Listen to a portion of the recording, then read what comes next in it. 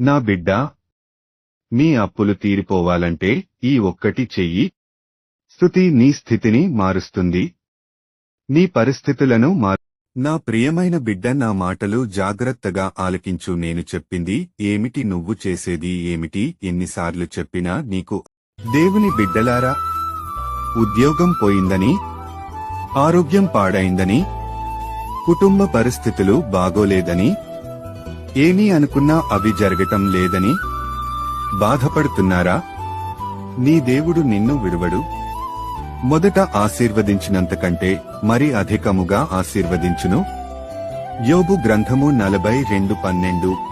నీ కుటుంబం గురించి ఎందుకు చింతిస్తున్నావ్? నీ కుటుంబ సభ్యులకు ఏదైనా జరుగుతుందేమో భయపడుతున్నావ్. భయపడకు, నేను నోవహు కుటుంబాన్ని కాపాడిన దేవుడును, నేనే అబ్రాహాము ప్రార్థించినప్పుడు లోతు కుటుంబాన్ని కాపాడిన దేవుడును. నీ కుటుంబాన్ని కాపాడుతాను, రక్షిస్తాను. భయపడకు, దిగులు పడు. నా కుమారుడా, నా కుమార్తె, సింహపు పిల్లలు లేమిగలవై ఆకలిగొనను. యెహోవాను ఆశ్రయించువారికి ఏ మేలు కొదువయే ఉండదు.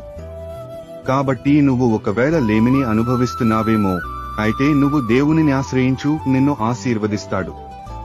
నువ్వు పట్టు వదలకుండా ఆయనను అడుగు, ఖచ్చితముగా నీ మొరను వింటాడు, నీకు సహాయము చేస్తాడు. దేవుని హస్తము ఎన్నడూ కురచ కాలేదు. నీకు దేవుడు ఎప్పుడూ సమీపముగానే ఉన్నాడు. ఆయనకు మొర్రపెట్టు, నువ్వు తప్పకుండా గొప్ప కార్యము చూస్తావు. నా కుమారుడా, నా కుమార్తె, నాకే ఎందుకు శోధనలు వస్తున్నాయి అని ఆలోచిస్తున్నావా? అయితే హఠాత్తుగా శోధనలు వస్తే వచ్చినప్పుడు ఏమి చేయాలో తెలియడం లేదా? అయితే నా మాటలు విను. మీరు శోధనలో ప్రవేశించకుండునట్లు మెలకువగా ఉండి ప్రార్థన చేయుడి. కాబట్టి నీకు శోధనలు వచ్చినా రాకపోయినా మెలకువ కలిగి ప్రార్థన చేయడము మాత్రము మర్చిపోకండి. ప్రార్థన వలన ఎన్నో శోధనలు తొలగించబడతాయి. దావీదు రాజుకు శోధన వచ్చినప్పుడెల్లా దేవునికి మొరపెట్టేవాడు. కాబట్టి ఎంతో మంది ప్రార్థనల ద్వారా ఎన్నో విజయాలు పొందుకున్నారు. నువ్వు కూడా ప్రార్థించటం మొదలుపెట్టు.